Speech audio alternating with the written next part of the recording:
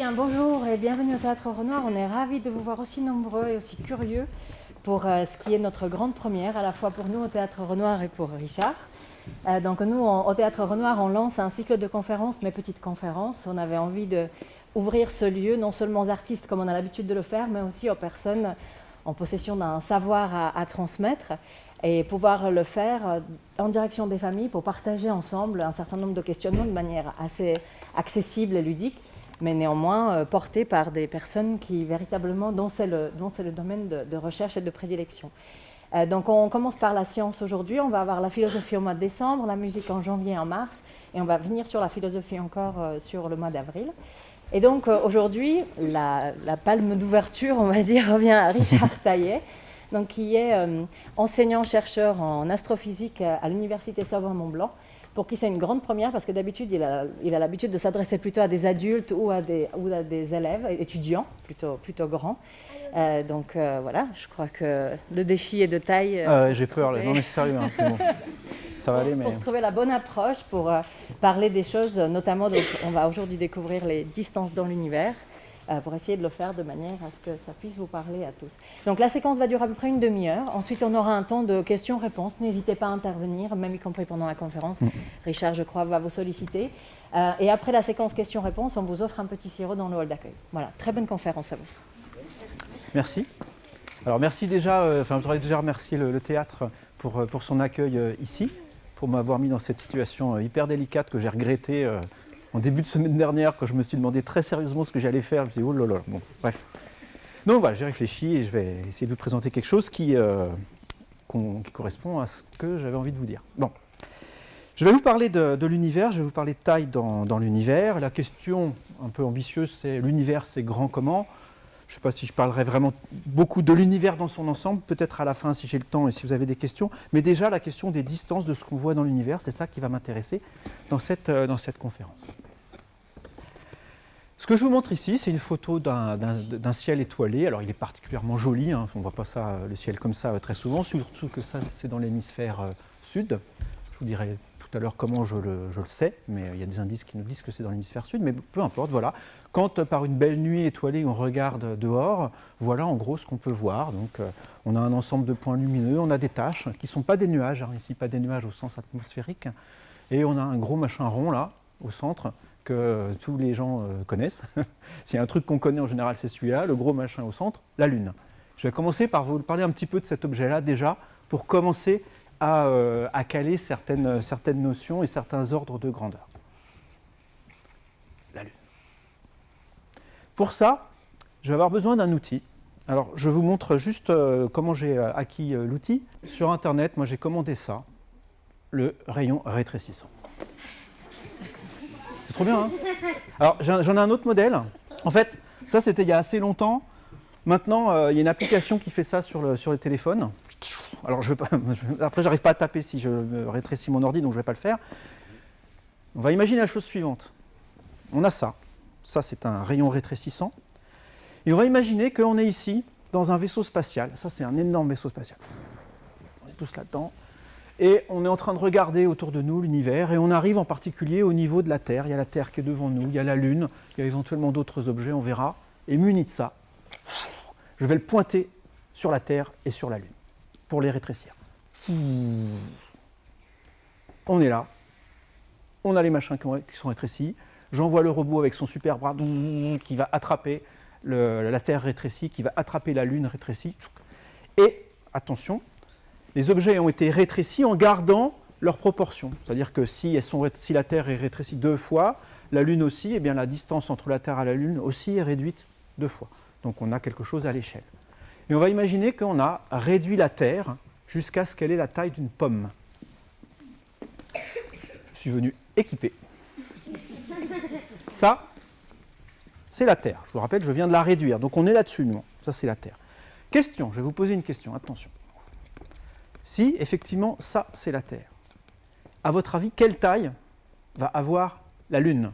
Qu'est-ce que je pourrais mettre comme objet ici, comme fruit ou j'en sais rien, comme objet, qui aurait du coup la taille de la Lune ? Vas-y. Une bille. Une bille ? Un raisin. Un raisin, ça fait à peu près... Vas-y. Raisin. Un raisin aussi ? Vas-y. Une tête d'épingle. Donc toi, tu dirais beaucoup plus petit. Une cerise. Ah, c'est mignon, ça. Ouais, ok. Bah, alors, c'est plutôt la cerise, effectivement. Alors, moi, j'avais pas de cerise, c'est pas la saison. J'avais pas de raisin parce que j'ai tous mangé.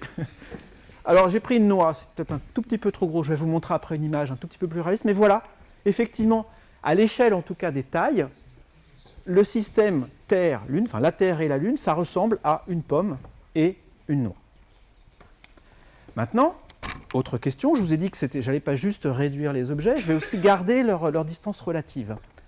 C'est-à-dire que, est-ce que si du coup je regarde la Terre vue de loin, est-ce que je vois plutôt la pomme et la noix comme ça, ou bien comme ça, ou tout collé? La question que je vais vous poser maintenant, c'est à quelle distance il faut que je les mette, ces deux objets-là, pour que ça ressemble effectivement à l'ensemble Terre-Lune. C'est une question difficile parce qu'on ne voit pas ça souvent, mais je peux toujours vous poser la question.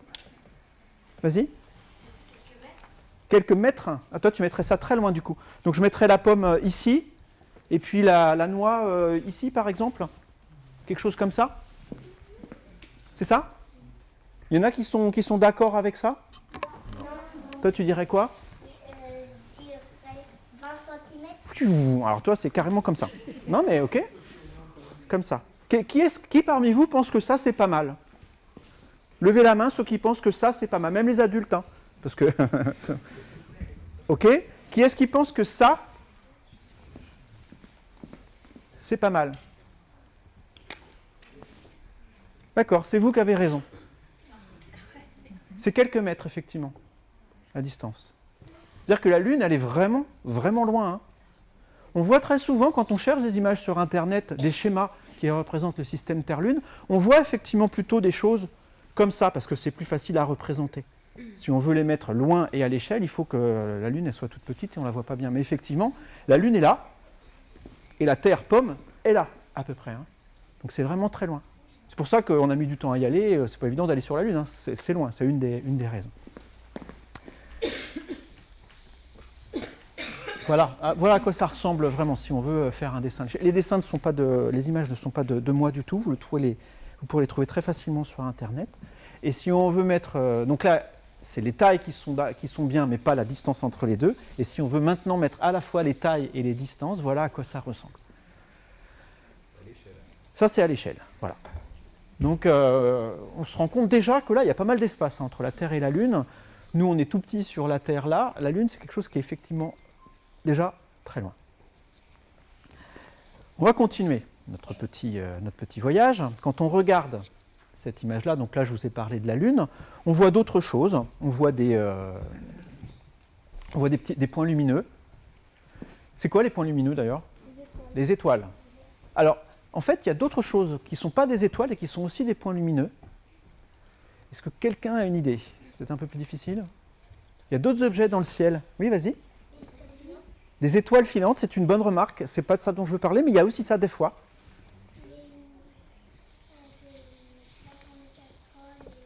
Ah, les constellations, ça s'appelle. Ouais, alors ça, j'en parlerai tout à l'heure. C'est des ensembles d'étoiles, effectivement. Quoi d'autre? Des planètes, c'est ça que je voulais entendre. Merci. Effectivement, il y a des planètes. Alors là, comme ça, si je vous dis qu'il y a une planète dans le ciel à cet endroit-là sur la photo, vous n'aurez pas de moyen de les voir, hein, parce que la planète, elle ressemble quand même pas mal à une étoile. C'est un point brillant aussi. La manière pour la reconnaître, c'est qu'il faut regarder le ciel plusieurs fois dans la nuit ou plusieurs jours de suite, et on s'aperçoit qu'il y a un point qui a bougé.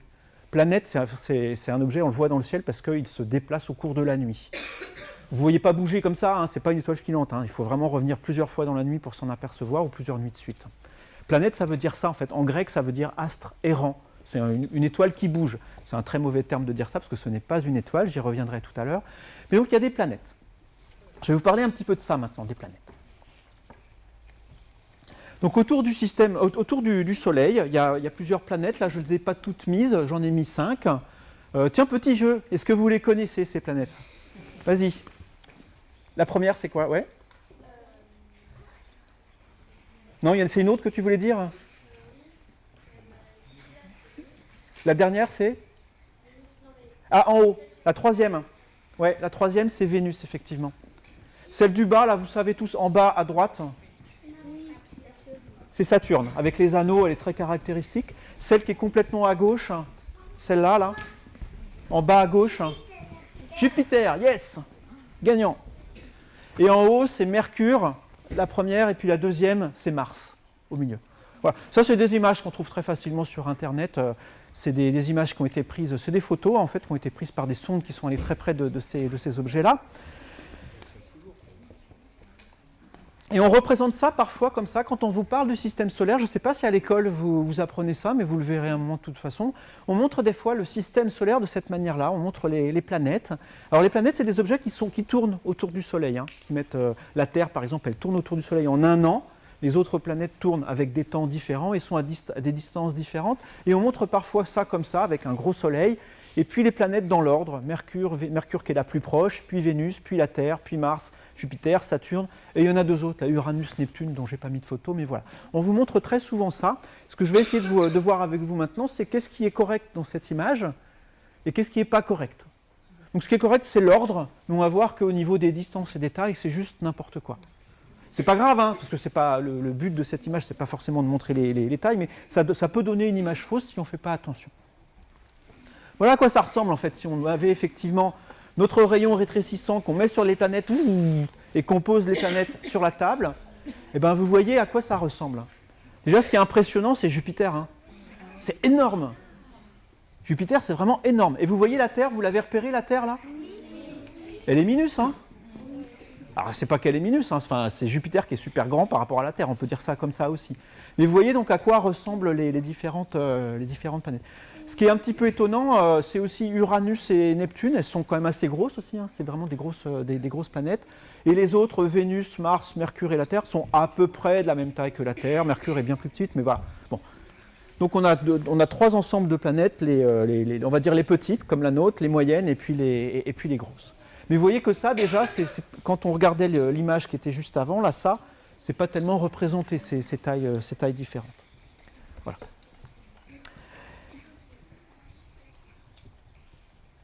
Alors, je vais vous parler du système solaire et des distances là-dedans. On va faire le même jeu que tout à l'heure. Donc la Terre, je vous rappelle que c'est une pomme. Tout à l'heure, hein, on a pris le rayon, on l'a mis sur la Terre, c'est devenu une pomme. On a fait la même chose sur le Soleil en même temps.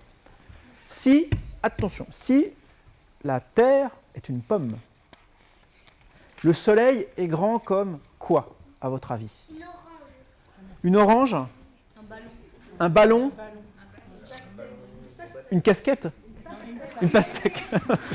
Comment ça, une casquette? Une pastèque. Donc comme ça.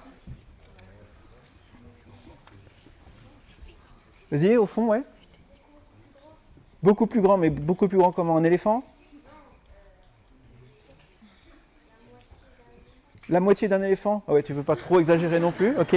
Un éléphanto, on va dire. Vas-y. J'ai pas entendu. La Terre, ah. Alors c'est plus petit que la Terre quand même, mais c'est plus gros qu'un éléphant. Ça serait en gros un immeuble de 3 étages. Si la Terre est comme ça, le Soleil, ça fait un immeuble de 3 étages. Ça fait quelque chose qui fait 8 mètres de haut, à peu près. C'est gros, hein? Le Soleil, c'est vraiment quelque chose qui est grand. On le voyait un tout petit peu sur l'image dont je disais qu'elle n'était pas tout à fait correcte là, mais ça, c'était une chose qui était bien.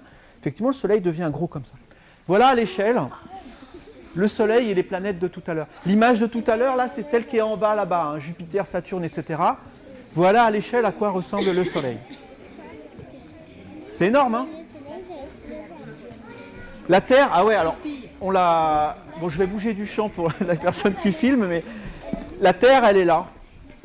Elle est là.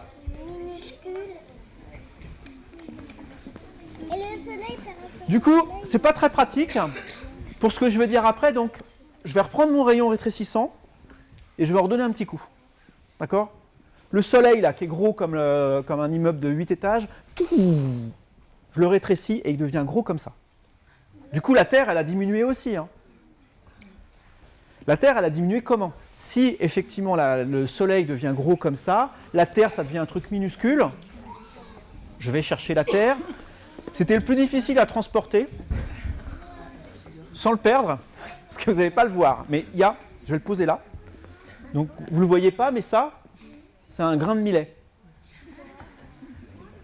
Un petit grain, un grain de semoule, si vous voulez. Bon. Donc voilà, là, si le Soleil est gros comme ça, la Terre est effectivement un grain de semoule. Et pour la distance entre les deux maintenant, c'est une des dernières fois que je vais vous demander de jouer ce jeu-là, mais voilà, si effectivement je veux les mettre à la bonne distance, vas-y. Toute la salle, quelques mètres. Ah, vous metteriez ça très loin du coup. Donc la pomme, parce que si je la pose par terre, je ne pourrais pas la manger après. C'est pas grave, allez, je la laverai. Le soleil est là. La terre. Je vais la mettre à la bonne distance. Là. Il faut que je le retrouve après, mais si jamais je l'oublie, vous m'excuserez auprès de la personne qui fait le ménage. Voilà, le soleil, la terre, voilà le système à l'échelle.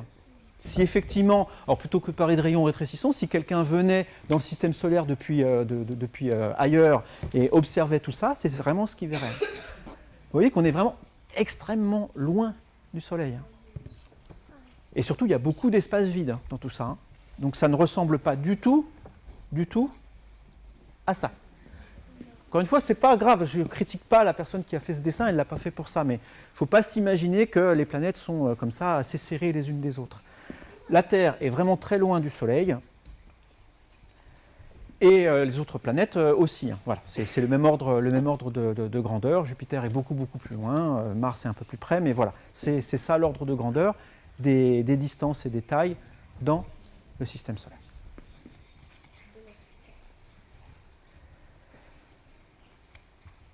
Alors, juste, je vous montre cette photo qui ne semble pas très impressionnante. Elle est même, on se dit, qu'est-ce que c'est que ce truc pourri à la limite, mais bon, non, en fait, c'est super. Je vais vous dire pourquoi. Ça, c'est effectivement une véritable photo du système solaire qui a été prise par Voyager. Voyager, c'est une sonde qui a été envoyée depuis la Terre il y a plusieurs dizaines d'années, donc il y a eu le temps d'aller vraiment très loin, de sortir en fait, du système solaire. Pendant son périple, elle s'est retournée, en gros, et elle a pris alors, pas une photo parce qu'elle n'avait pas le matériel pour prendre une photo en tout, mais elle a pris plein de petits bouts comme ça. Elle a fait un panorama comme on fait des fois en montagne. Et on a reconstitué comme ça une image du système solaire. Et on voit effectivement, quand on va chercher dans les images qui sont ici, au niveau où il y a les lettres J, E, V, S, U et N, pardon, ce sont les positions où se trouvent les planètes. Et effectivement, en allant chercher dans les images, on voit les petits carrés qui sont là-bas. Ça s'appelle la photo de famille, ce montage-là. C'est le nom consacré. C'est la photo de famille du système solaire. Donc on dispose d'une photo du système solaire entier. C'est quand même assez fou, hein. On a réussi à en sortir pour nous prendre en photo. Malgré toutes les distances dont je parle ici. Hein. Je parlerai tout à l'heure un petit peu de la vitesse à laquelle on se déplace là-dedans, mais je peux déjà vous le mimer un tout petit peu. Hein. Si on voulait aller jusqu'au Soleil, en allant le plus vite qu'on peut, je préciserai tout à l'heure ce que c'est que le plus vite qu'on peut, on avance à cette échelle-là à peu près à 2 cm par seconde.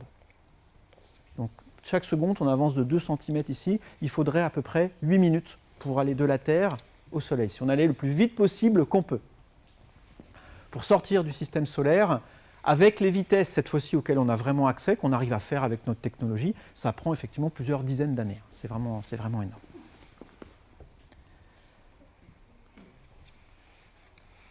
Et alors, je reviens sur cette photo-là. Vous remarquez qu'il y a des petites taches là. Pardon. Ah, on ne les voit pas, ok. Enfin, je pensais faire une animation, mais elle n'y est pas. Vous voyez des taches en haut à gauche, hein. Donc ça s'appelle des nuages, mais en fait, c'est quelque chose qui est vraiment dans le ciel. Ce n'est pas un nuage qui est en train de passer dans l'atmosphère, c'est quelque chose qui est dans l'espace. Ça s'appelle les nuages de Magellan. C'est pour ça que je sais que la photo a été prise dans l'hémisphère sud, parce que ça, on ne le voit pas de chez nous. Mais ça, là, ces objets-là, ce sont des ensembles d'étoiles qu'on appelle des galaxies. C'est ça dont je vais parler maintenant. Les étoiles qu'on voit là, en fait, elles sont réunies en galaxies. Alors, je vais quand même dire un petit peu ce que c'est que les étoiles. Pardon. Les étoiles, essentiellement, ce sont des soleils. Ce n'est pas des planètes. Hein. La plupart des points lumineux qu'on voit dans le ciel, ce sont des étoiles comme le Soleil, parfois un peu plus petites, parfois plus grosses, voire beaucoup plus grosses. Mais en tout cas, ce sont des objets qui brillent comme le Soleil. Et si on ne les voit pas briller autant que le Soleil, si on n'est pas en plein jour à cause de la lumière des étoiles, c'est simplement parce qu'elles sont extrêmement éloignées. Et bon, ce sont des objets qui brillent par eux-mêmes. Beaucoup d'entre elles ont des planètes autour, hein, ça maintenant on le sait, on en détecte vraiment beaucoup. Donc beaucoup d'étoiles qu'on voit dans le ciel ont leurs planètes aussi autour. Du coup la question se pose, est-ce qu'il y a de la vie dessus, hein, c'est une question importante. auxquelles les scientifiques essaient de lui répondre. On n'a pas de réponse à ça aujourd'hui. Mais voilà, donc l'ensemble des points lumineux dans le ciel, ce sont des étoiles qui sont donc similaires à notre Soleil.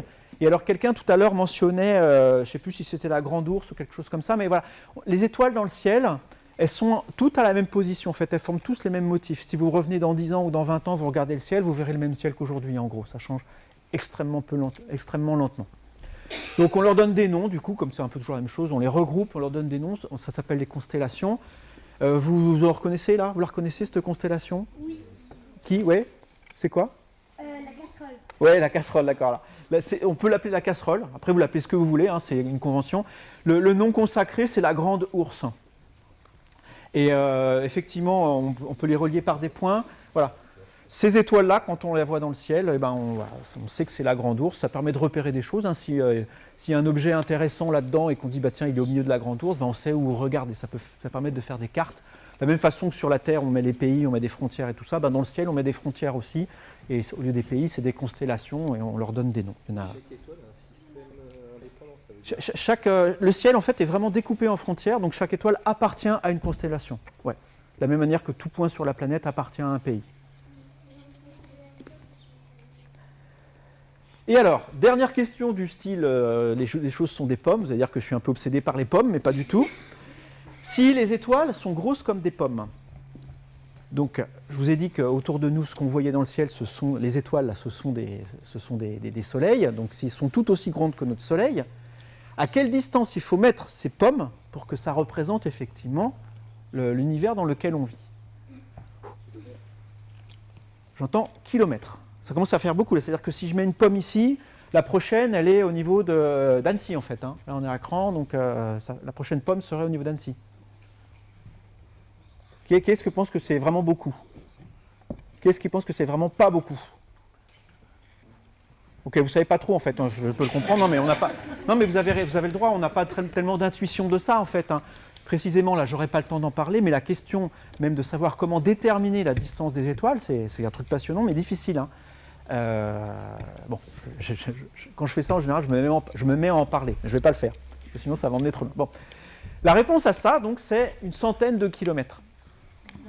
C'est-à-dire que si je veux placer des pommes ici, autour de nous, d'une manière qui respecte les distances entre les étoiles, il faut que j'en mette en gros une par département. Donc j'ai une pomme ici, la prochaine elle est en Savoie, l'autre elle est en Isère, etc. Si vous cherchez des pommes et je vous dis qu'il y en a une en Isère, je pense que vous n'allez jamais la trouver, hein, que les choses soient claires. C'est grand. Hein, alors les étoiles, ce n'est pas des pommes, c'est des choses qui brillent, donc on les voit extrêmement facilement, il n'y a pas de problème. Mais ça, c'est pour vous montrer quand même que l'espace, c'est quand même essentiellement vide. On a l'impression, quand on regarde le ciel, qu'il y a des étoiles partout, mais en fait, elles sont vraiment extrêmement éloignées. Hein.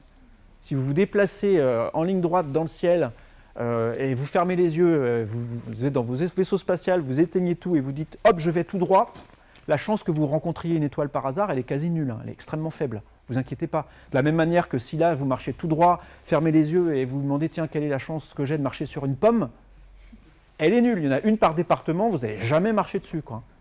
D'accord ? Les galaxies, je vais vous montrer des images tout de suite. Ces objets-là, ce sont des galaxies. Ça ressemble à ça, on montre souvent des photos de ce type-là. Ça, c'est pas la nôtre, hein, on n'a jamais réussi à sortir de la nôtre, j'en parlerai tout à la fin dans quelques minutes. Ben, ça ressemble à ça, une galaxie. Ça, essentiellement, ce sont des étoiles. Donc, ça brille parce que c'est des étoiles. C'est tout un ensemble de points lumineux qui sont tellement proches les uns des autres, sur l'image, que ça semble comme un tout diffus. Voilà, ça brille de manière diffuse. Mais en fait, c'est tout un tas de petits points lumineux. Si on a un télescope qui permet de faire un gros zoom là-dessus, on pourrait normalement voir des petits points.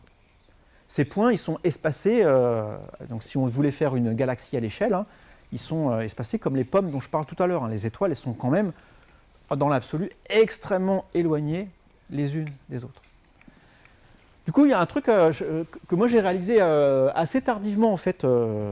Donc voilà, je vous en parle parce que ça m'a... Si on prend deux galaxies, c'est pas évident à faire, mais bon, on les envoie l'une sur l'autre. Top, on s'amuse, on va faire une collision de galaxies. En fait, je dis ça, mais ça arrive. Hein. Dans le ciel, elles peuvent se rencontrer par hasard. Essentiellement, la probabilité que, quand on fait ça, deux étoiles de chaque galaxie se rentrent dedans, elle est extrêmement faible. Ça n'arrive jamais. simplement parce qu'il y en a très peu. Hein. Vous prenez la France avec ses pommes, vous prenez l'Allemagne avec ses pommes et vous les envoyez l'une sur l'autre comme ça, les pommes, elles ne vont jamais se rencontrer, hein, elles n'ont aucune chance d'être au même endroit, une chance extrêmement faible. Hein. Donc les étoiles, ce ne sont pas des choses qui se rentrent dedans facilement les unes les autres. Hein. Les chocs d'étoiles, c'est des choses très peu courantes. Et alors pour finir, ouais, très bien. Pour finir, je veux quand même aussi vous dire autre chose sur ces galaxies. Ça, c'est une image qui a été obtenue par un télescope qui s'appelle le télescope Hubble, un télescope spatial, un télescope qu'on envoie dans l'espace pour diverses raisons, mais ça permet d'améliorer certaines qualités des images. Voilà, quand on observe le ciel, ce qu'on voit, on en voit tout un tas d'objets un peu diffus comme ça. Ce sont essentiellement des galaxies. En fait, là-dessus, sur cette image, il n'y a pas d'étoiles, sauf peut-être le gros point central, enfin un peu décalé là, qui fait une croix. Ça, c'est probablement une étoile, mais tout le reste, ce n'est pas du tout des étoiles, ce sont des galaxies. Donc, il y en a un peu partout. Et quelque chose aussi qu'on réalise assez peu, c'est ce que je vais vous montrer maintenant, en fait. C'est la taille dans le ciel des galaxies. Je vais remettre l'image qui est ici. Et dans le montage qui suit, ce que je vais vous montrer, ce sont les tailles, effectivement, de certaines galaxies qui sont autour de nous. Les tailles dans le ciel, hein, si on regarde à cet endroit-là. C'est grand comme ça.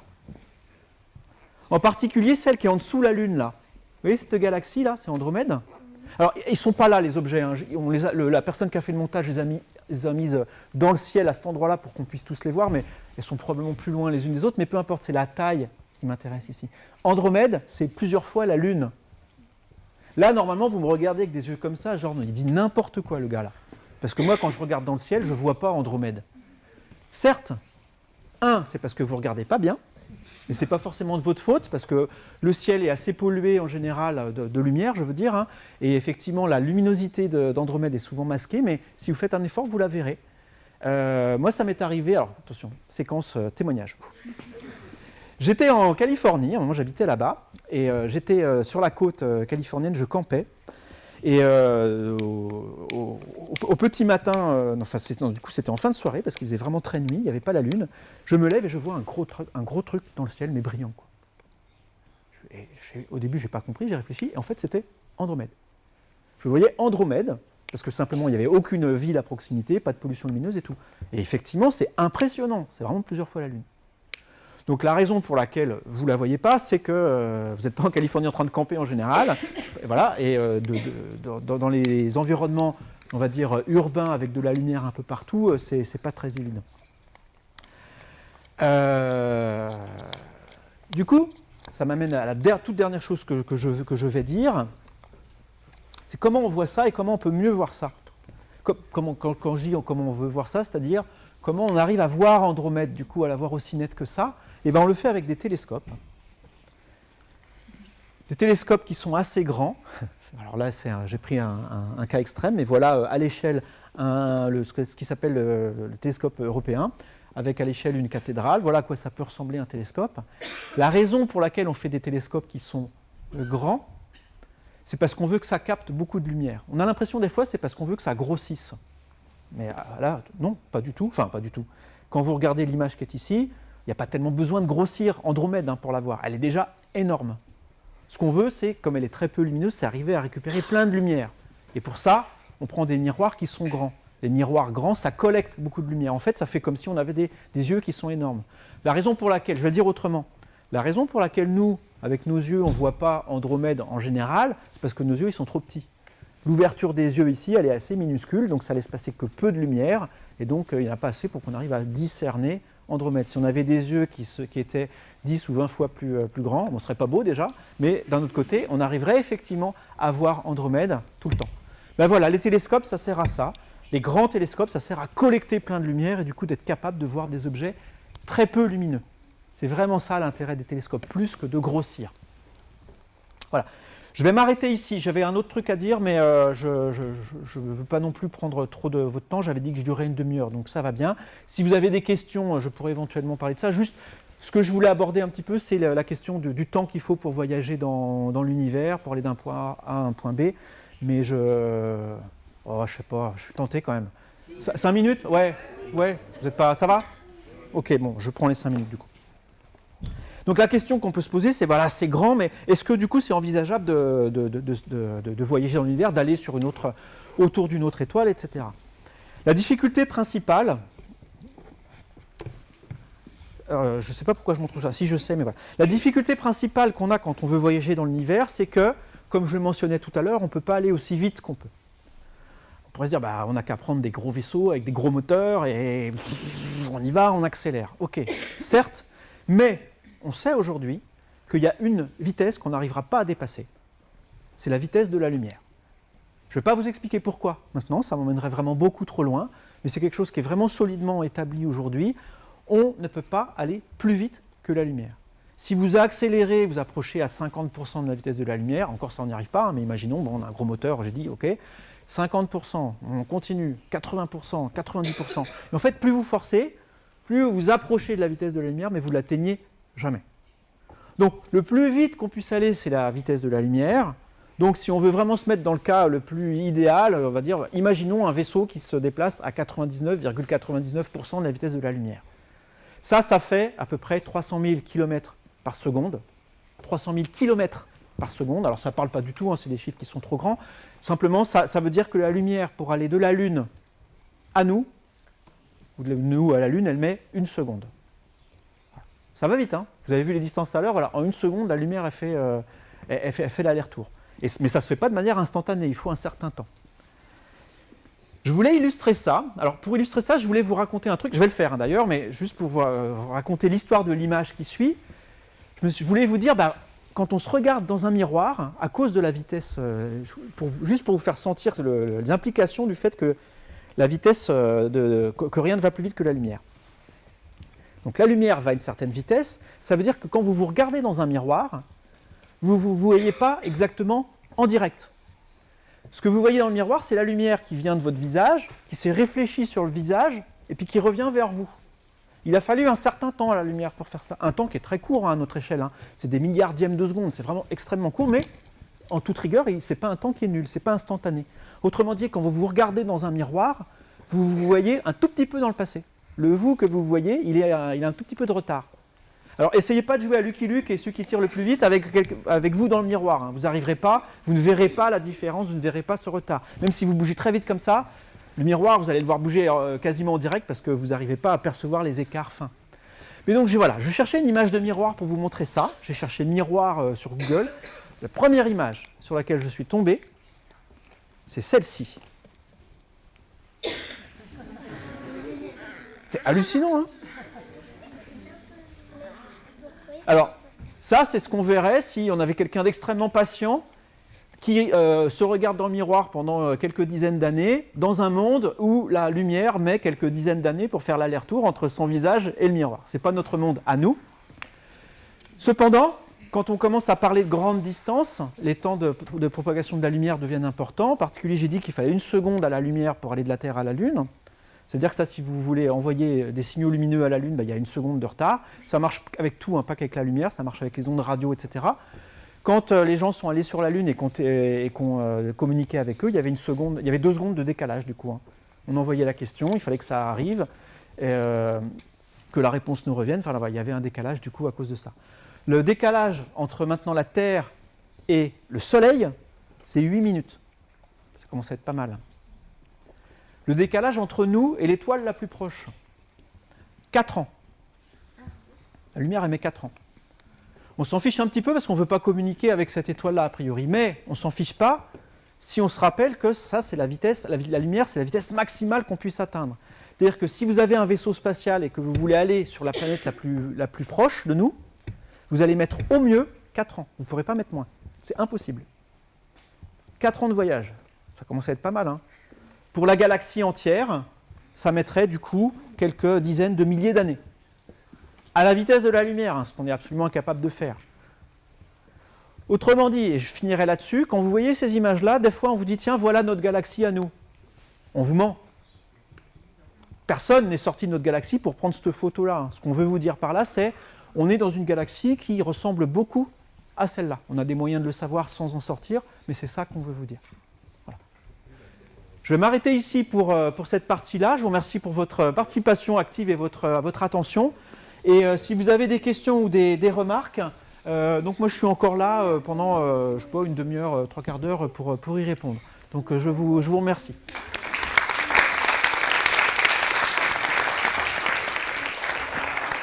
Du coup, les étoiles, c'est des Est-ce que du coup, les étoiles, c'est des soleils? Oui, tout à fait, les étoiles, c'est des soleils. C'est des soleils qui peuvent être un tout petit peu différents d'une autre. Il y en a qui sont vraiment beaucoup plus gros, hein, vraiment beaucoup plus gros, mais c'est des étoiles, c'est des objets du même genre, qui brillent et qui ont en général des planètes autour. Et aussi, c'est lequel le trou noir le plus proche de notre planète?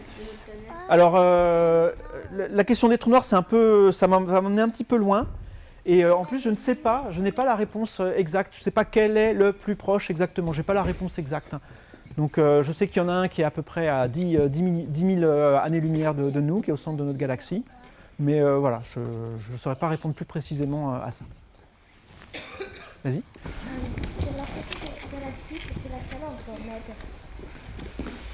Sur la photo des galaxies, c'était laquelle Andromède? C'est celle-là. Et sur la photo, donc voilà, c'est celle-là. Et sur celle que j'ai montrée tout à l'heure, c'est vrai que je n'ai pas été très clair. Probablement, pardon, c'était ici.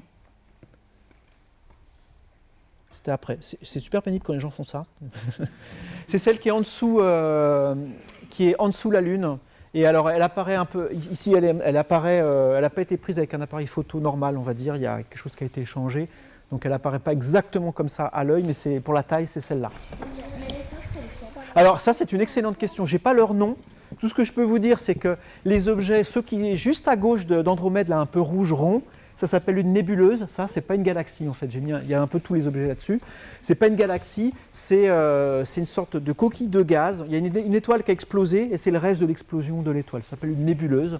Voilà. C'est aussi quelque chose qui est assez grand dans le ciel. Les objets qui sont en haut à droite, c'est aussi des nébuleuses. Ceux qui ressemblent à Andromède, juste au-dessus de la Lune, c'est aussi une galaxie. Donc il y a un petit peu les deux là. Ce que je voulais montrer, c'est les différents objets étendus qu'on peut voir dans le ciel. Mais tu as raison de me poser la question, il n'y a pas que des galaxies là-dedans. Pour le moment, on a dénombré combien des galaxies? Oula, c'est des milliards, des milliards. Hein. Ah oui, oui. Là, ce que j'ai montré tout à l'heure, là, je peux remontrer la photo. Celle-ci, là. Ça, c'est le télescope spatial Hubble qui regarde un bout de ciel, mais qui est minuscule. Et qui le regarde pendant longtemps pour justement voir ce genre de choses. Mais en fait, le ciel est couvert de ça. Il est couvert. Donc, il y en a vraiment beaucoup, oui. Oui. Ça répond à votre question? Oui. Là, c'est-à-dire c'est tellement, enfin, on veut tellement pas s'ignorer. Oui, mais enfin, précisément, je suis d'accord avec vous, mais à la limite, je vous aurais répondu 1000 milliards ou 1 million de milliards, ça change pas grand-chose, quoi. Oui, ouais. Du point de vue de la perception, hein, je veux dire qu'on en a. Les nuages de Magellan, c'est des galaxies aussi. C'est une galaxie qui est plus irrégulière que la nôtre, donc qui a une forme un petit peu bizarre, mais c'est aussi un ensemble d'étoiles qui est, lui, très proche de nous, du coup. C'est un des plus proches. Alors, on peut le voir à l'œil nu, on le voit même très bien à l'œil nu, mais il faut voyager, parce que donc, la Terre étant comme ça, avec son pôle Nord au niveau du trognon, je ne pensais jamais arriver à faire cette phrase, voilà, mais le pôle Nord est ici, la Terre est là. En fait, les nuages, ils sont ici. Or, nous, on est sur le côté, là, donc on ne voit pas parce qu'on est gêné par la Terre, c'est en dessous de l'horizon. Donc, il faut aller dans l'hémisphère sud, et là, n'importe quelle nuit étoilée dans l'hémisphère sud, vous voyez très bien les deux nuages. Hein. Quand on n'est même pas prévenu et qu'on voit une belle nuit étoilée, on se dit « mais pourquoi il y a des nuages là? C'est pas possible, il va pleuvoir. » Non, ben c'est des galaxies. Oui, on la voit toute l'année, oui, effectivement. Elle est bien située dans le ciel, on la voit effectivement toute l'année. Ouais. Qui détermine l'éloignement des planètes par rapport à un soleil, c'est la densité de la planète en fait. Parce que tout à l'heure, quand on a pris l'éloignement, c'était Saturne qui était beaucoup plus grosse que les autres. Oui, alors donc la question c'est ce qui détermine la distance qu'est-ce qui détermine la distance des planètes au Soleil en quelque sorte. Alors je pense que vous voulez savoir quel est le lien, pourquoi est-ce que en gros les grosses sont loin et puis voilà. Donc ce qui se passe c'est que les petites c'est des planètes qu'on appelle telluriques, c'est vraiment des matériaux denses qui sont dedans dans la croûte terrestre, il y a dans le cœur terrestre il y a du fer, il y a des matériaux lourds, alors que dans les géantes gazeuses, les géantes sont gazeuses et là c'est des éléments légers. Et ce qui s'est passé, c'est qu'au moment où ça s'est formé, il y a une sorte de, je vais donner un mot technique, mais sédimentation. C'est-à-dire que les éléments lourds étaient plus proches du centre et les éléments légers plus loin. Et du coup, quand les planètes se sont formées avec ce qu'il y avait à disposition, Les planètes externes se sont plutôt formées avec des éléments légers, et donc c'est plutôt des gazeuses, alors que les planètes internes se sont plutôt formées avec des éléments lourds, donc des planètes telluriques et qui du coup forment des objets plus petits. Voilà. C'est au niveau de la formation, c'est la façon dont ça s'est formé qui explique un petit peu la progression qu'on voit comme ça des formes. Parce qu'on voit que ça augmente progressivement jusqu'à Saturne, puis les 2 dernières redeviennent. Oui, alors d'accord, les 2 dernières redeviennent effectivement plus petites. Donc là, c'est une question qui est vraiment extrêmement complexe et qui même aujourd'hui reste débattue. Ce qui se passe, c'est que ça se forme, comme je viens de dire, mais après, il y a des phénomènes de migration. Il y a des planètes qui sont créées assez proches, puis qui se mettent à s'éloigner du fait de l'interaction gravitationnelle avec les autres planètes. Donc c'est vraiment quelque chose d'extrêmement complexe. Jusqu'à, on va dire, il y a 10-20 ans, les gens se battaient, les spécialistes du domaine s'affrontaient pour savoir où s'était formée telle ou telle planète, en fait.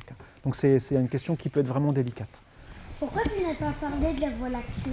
Ah, très bonne. Mais effectivement, pourquoi je n'ai pas parlé de la Voie lactée? Quel manque de professionnalisme. Non, mais tu as raison, la Voie lactée. En plus, je l'ai montré sans le dire. Mais on recommence tout. Ce qu'on appelle la Voie lactée, c'est la bande qui est ici, là. La grande bande qui traverse l'image. Et en fait, c'est notre galaxie à nous. Alors vous allez me dire, mais c'est bizarre, la galaxie, tout à l'heure, c'était des petits machins, puis là, c'est un gros truc. Ben oui, mais on est dedans. Nous, on est dans une galaxie qui a une forme de spirale. C'est quelque chose qui est plan, en fait. Voilà. Et nous, on est en plein dedans. Donc quand vous êtes dans un truc plat et puis que vous regardez autour de vous, vous voyez un trait. Voilà. Nous, on voit un bout de la galaxie dans laquelle on est par la tranche là. Ce qu'on appelle Voie lactée, c'est ça. On l'appelle Voie lactée parce que ça ressemble à quelque chose que c'est blanc comme du lait. Voilà. C'est pas super comme nom, mais bon, c'est comme ça. Ça répond à ta question du coup? Ok, merci. Pourquoi Pluton a été éjecté du système solaire? Ah, la question. Pourquoi Pluton a été éjecté du système solaire? Alors, non, mais effectivement, c'est une bonne question et merci de l'avoir posée en plus sous cette forme-là. Donc, que les choses soient très claires, Pluton n'a pas été éjecté dans la mesure où il n'y a pas des astronomes qui se sont dit un jour, il y en a marre de Pluton, on la prend et on va la mettre ailleurs. D'accord? C'est pas ça qui s'est passé. Ce qui s'est passé, c'est que les astronomes, ils ont besoin, dans leur métier, de donner des noms aux choses, de dire ça c'est une planète, ça c'en est pas une, ça c'est plutôt une lune, ça c'est plutôt un astéroïde, etc. Bon. Pour des raisons que je ne vais pas élaborer ici, à un moment donné, il y a effectivement un certain temps, quelques années, les astronomes ont décidé de déclasser Pluton. Alors déclasser, c'est un peu péjoratif, mais non, enfin voilà. Aujourd'hui, ça n'a pas les critères qui font que c'est une planète. C'est une planète naine, en fait. On l'appelle une planète naine. Mais c'est juste un nom, on met une étiquette, voilà. Parce qu'elle s'est probablement formée de manière un peu différente des autres, et tout ça. Ça permet aux astronomes de mieux... C'est un classement qui reflète mieux l'image qu'on a aujourd'hui du système solaire et de la manière dont ça s'est formé. Est-ce qu'on peut voir une galaxie près de l'équateur? Quand on va à l'équateur? Ah oui, oui. Alors, quand on va à l'équateur, en fait, les deux, là, on les voit, effectivement. Quand je dis qu'il faut aller dans l'hémisphère sud, si vous allez dans un pays qui est situé sur l'équateur, vous les verrez aussi. Il faut descendre un peu. Ouais. Quelle taille il fait Pluton? Alors, je vais préciser un truc. Non, mais je vais te répondre. En te montrant. La question honnête, c'est que j'en ai pas la moindre idée. Enfin, la réponse honnête. Donc, on va regarder ça ensemble. Ah ben, il n'y est pas. Non, alors donc, je sais pas, en fait. Je sais pas. Mais alors, du coup, je me sens un peu mal, donc je vais vous expliquer. Quand je dis que je fais de l'astrophysique, il y a toujours tout un tas de gens qui me demandent des trucs, mais vous avez raison, hein, qui me genre, ouais, quelle est la masse de Pluton, quelle est la densité de Mars, mais j'en sais rien. Et le truc, c'est que dans mon métier, effectivement, je n'ai pas du tout besoin de ça, ou plutôt si j'en ai besoin, je vais voir dans des tables et je trouve en 3 minutes. Et le métier d'astrophysicien, c'est pas tellement de connaître, en fait. Même les constellations, alors j'allais dire, je les connais pas, j'en connais quelques-unes, mais moi, vous me mettez avec un astronome amateur devant le ciel étoilé, je prends ma claque. Hein. Je n'y connais rien du tout, quoi. Et c'est pas ça mon métier, en fait. Hein. Bon. Donc voilà, Pluton, je sais pas. Mais il y a moyen de savoir. Hein. Si vraiment c'est une question qui vous intéresse et tout, vous allez sur Wikipédia, vous cherchez Pluton, et vous aurez très facilement la solution. Ça, c'est factuel, il n'y a pas de problème. Ça fait quoi si on saute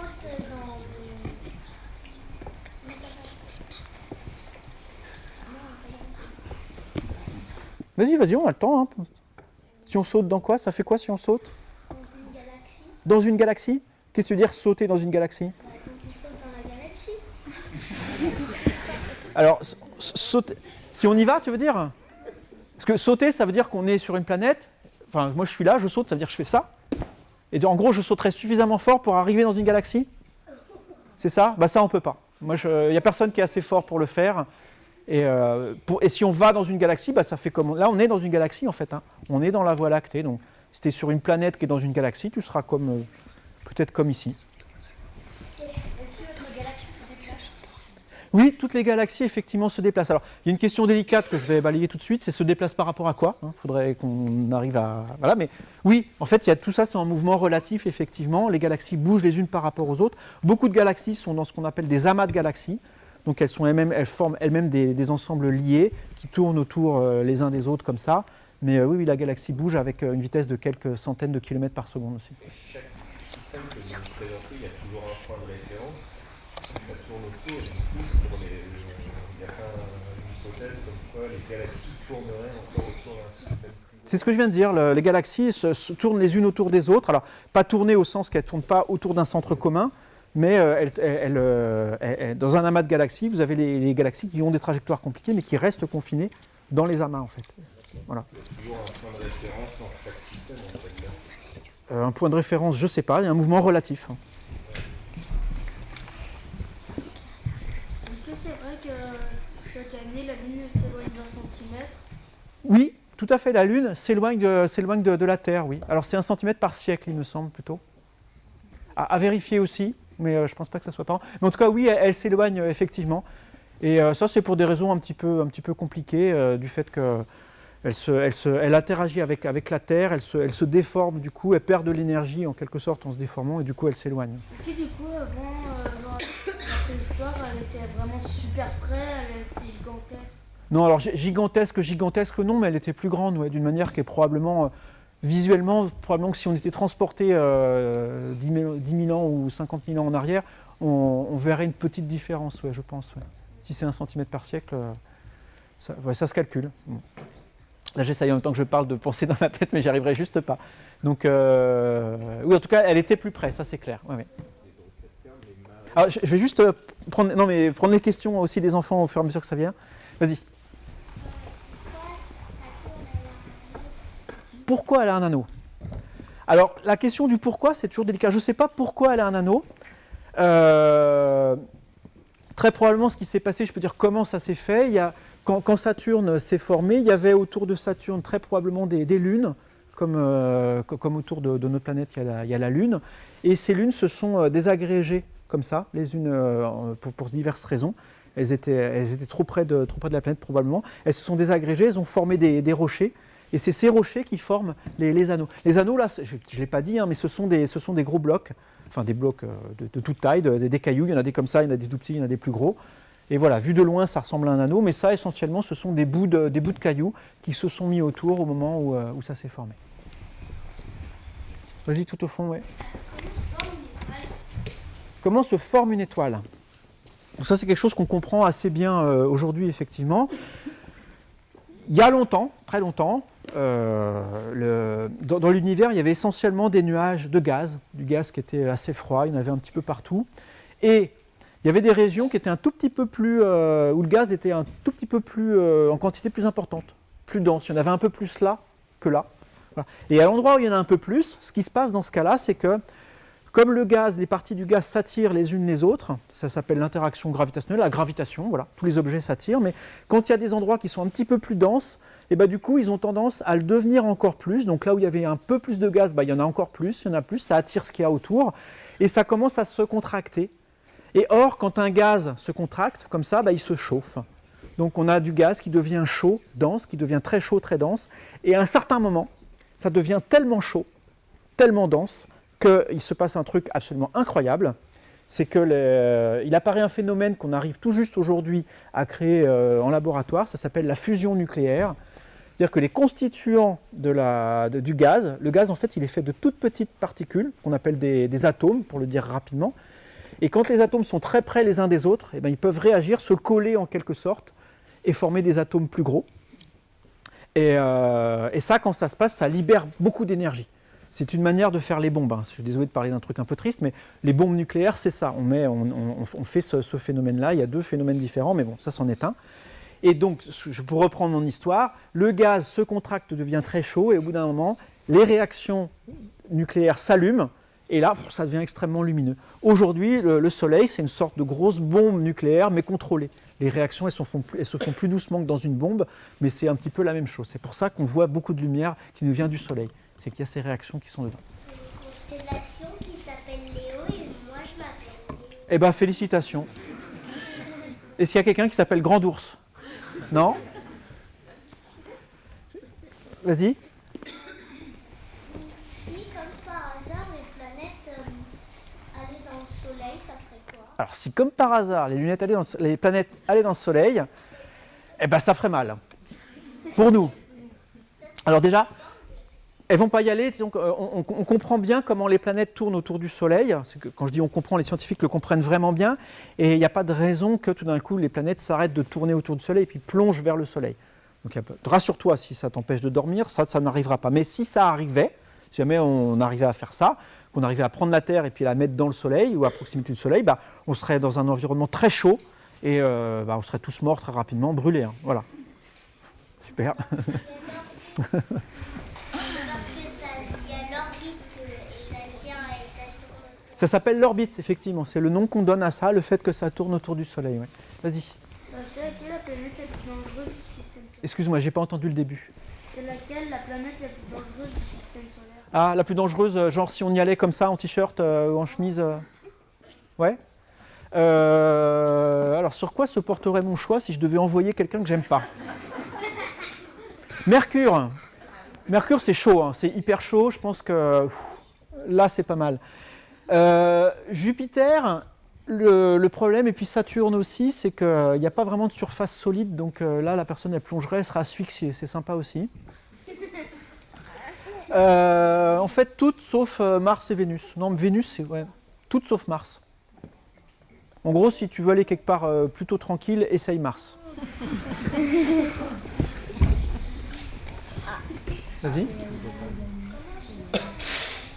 Comment se forment les planètes? Alors ça, c'est quelque chose qu'on comprend aussi bien. Dans le processus dont j'ai parlé tout à l'heure de formation des étoiles, il reste autour, une fois que l'étoile s'est formée, il reste autour des poussières qui étaient là et qui, elles, ne se sont pas effondrées pour différentes raisons. Mais pas de souci. Donc il y a des poussières un peu partout, et ces poussières, elles se rencontrent de temps en temps, et quand elles sont rondes, elles se collent.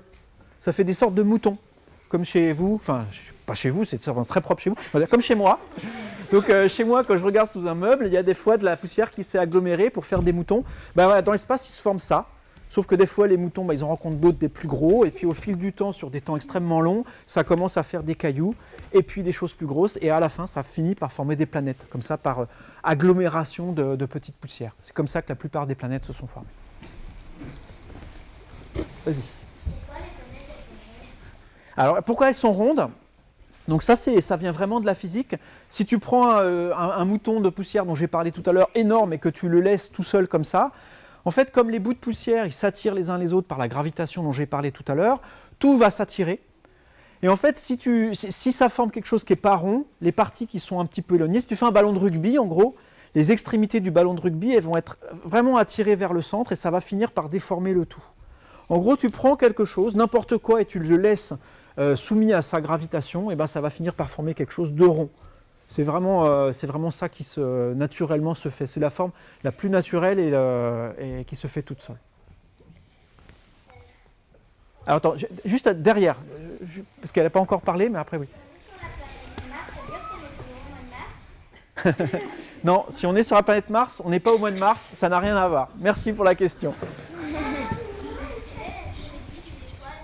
Ah, la durée de vie d'une étoile, parce qu'effectivement, ça a une durée de vie. J'ai dit tout à l'heure que ça faisait des réactions nucléaires, et ça au bout d'un moment, il n'y a plus de carburant et ça s'arrête. Ça dépend des étoiles.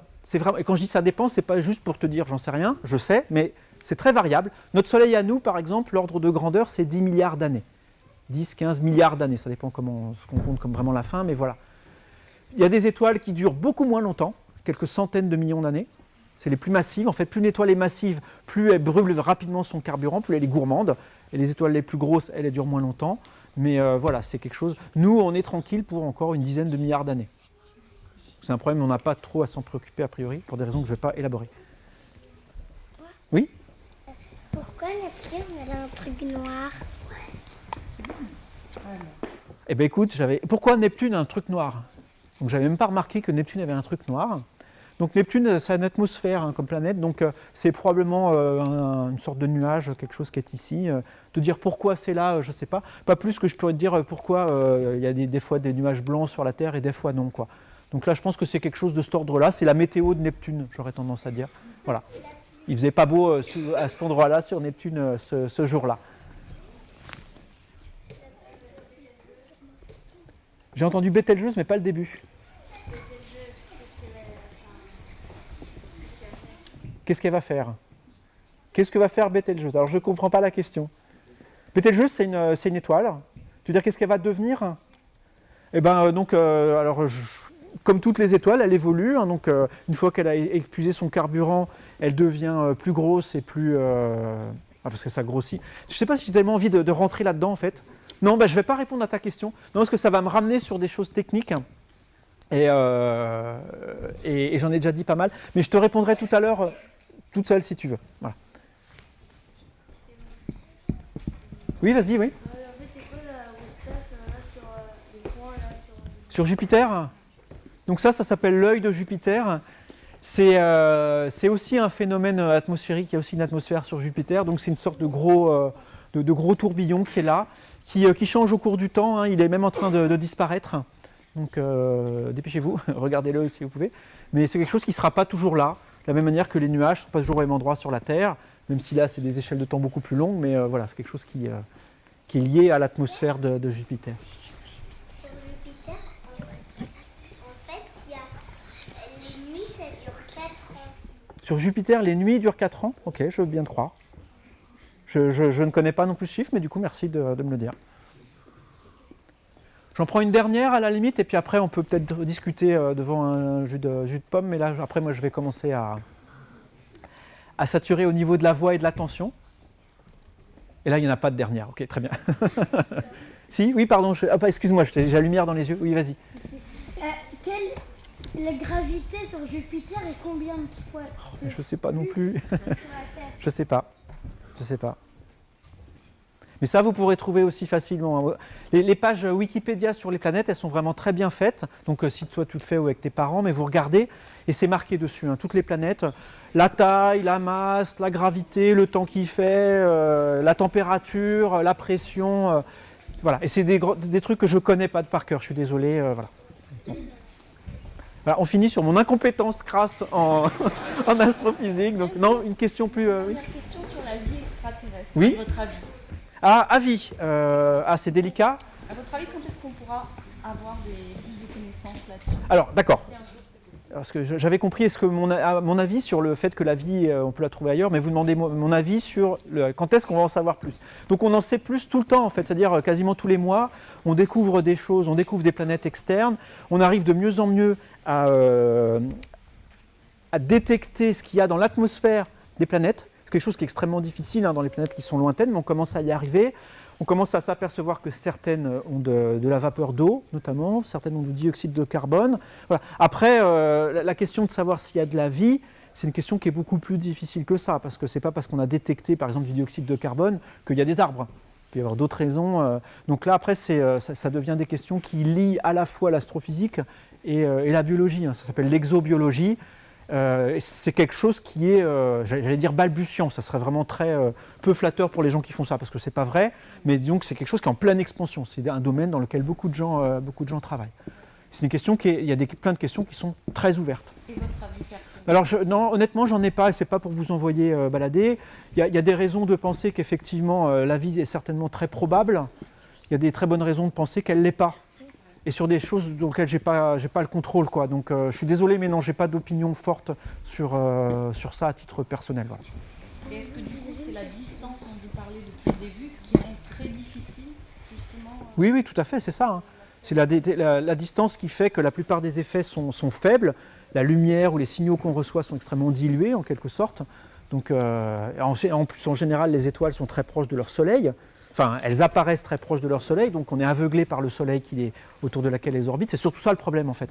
Il y aurait une planète qui est quelque part loin d'un Soleil, ça serait beaucoup plus facile qu'en l'état actuel des choses. On s'arrête là du coup? Jus de pomme. Merci.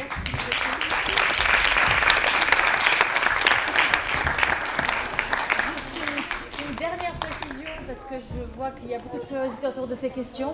La conférence qu'on vous a présentée était proposée en partenariat avec Turbine Science, la Turbine Science, anciennement CCSTI, dans le centre de la ville de Crongevrier, qui propose en ce moment et jusqu'au 15 février environ des animations autour du planétarium. Donc on vous invite à aller voir sur le site internet de la Turbine Science pour voir quelles sont les animations ateliers proposées pour continuer à approfondir le sujet. Voilà, merci beaucoup.